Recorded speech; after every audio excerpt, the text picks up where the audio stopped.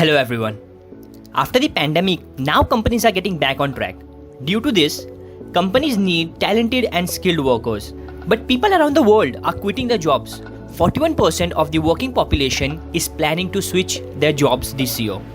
95% of Americans want to quit their current job. In August 2021, 4.3 million Americans resigned from their existing jobs.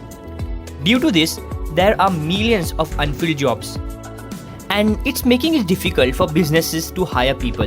And the problem isn't limited to the United States. It affects business all around the world.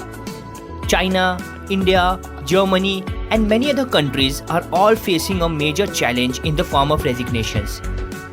So, we will know everything about why we are facing this issue. So, subscribe to my channel and let's start. In the US alone, 4.3 million people quit their jobs. In Germany, 1/3 companies are short of skilled workers. About 400,000 vacancies for skilled workers. In China, there is shortage of workers in tech sectors. So the important question is why people are quitting their jobs? And the answer is due to work-life balance. After the pandemic hit us, people started to know what life is beyond their work life, or to get a better life which cannot be achieved with their current job. And many people have moved to suburbs to get a better green environment. And many other quit jobs and started freelancing because they realized they can earn more money while staying at home.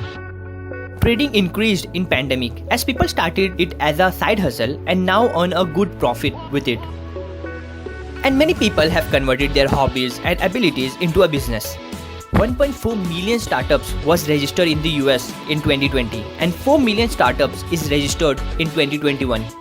In India, 600,000 startups is registered in 2021. So people are moving to build something for themselves or do what they are passionate about, like starting their businesses or do freelancing.